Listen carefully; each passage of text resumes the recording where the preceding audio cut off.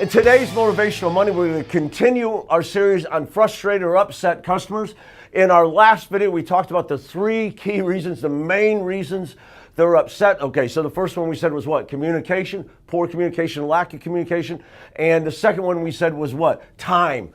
If we violate or misuse their time, right? Or they perceive that we did. And of course, the third one is money. And we said these are basically buckets that we can pretty much put all our problems into, and they take various forms. Now today, I want to talk about understanding this customer. You know what? Before we move on how to turn these upset customers into excited loyal lifetime customers, we need to truly understand them, right?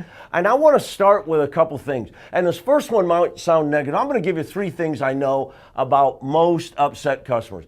The first thing that I know about most upset customers is they speak in half-truths or exaggerations, right?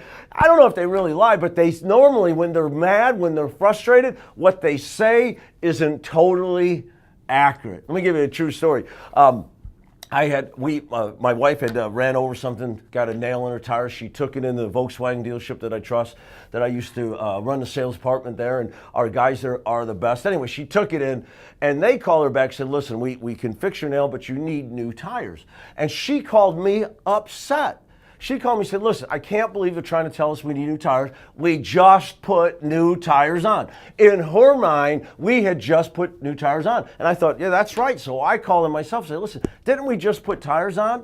And he looked up and says, yeah, Dave, you did 3.5 years ago. Now, here's the thing. My wife wasn't trying to lie. She wasn't trying to exaggerate, but her facts were kind of mixed up, weren't they? So she sounded like a lying customer. The truth was we'd put them on my Volkswagen last year and not hers. And her tires were in need of repair, right? So we know that many customers exaggerate the truth, and it can come from many sources. It may not be that they're lying. It may simply be that the recall is not perfect. I've got another example of that for you. We had a buyer come in and she had bought a Jeep Wrangler.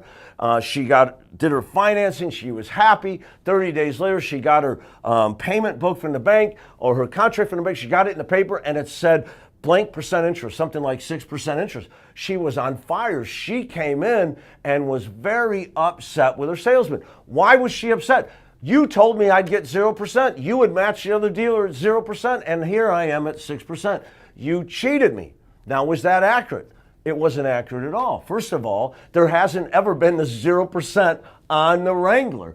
0% was available on other Jeeps, but not on the Wrangler, right? So what happened? This salesman never told her 0%. She signed paperwork at the 6%, knew what she signed the day she got the car. So what happened between then and when she got her paperwork? I'll tell you what happened. She saw a commercial, a commercial for the Jeep brand with 0%. Of course, when manufacturers do advertising, they don't want to really get into the details of it, do they? That's all the fine print. But the 0% was not on the Wrangler. It was on some other model. She put 2 and 2 together and accused her salesman of cheating her. You guys follow me? So when I say that customers complain or are frustrated with non-truths, it may not be that they're really lying or exaggerating. It's how they recall things. I've been in here 8 times for that. We pull it up in the computer, and they've been in here too.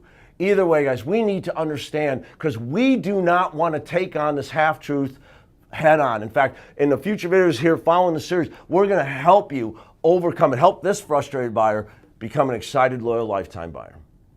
Thanks so much. Good selling.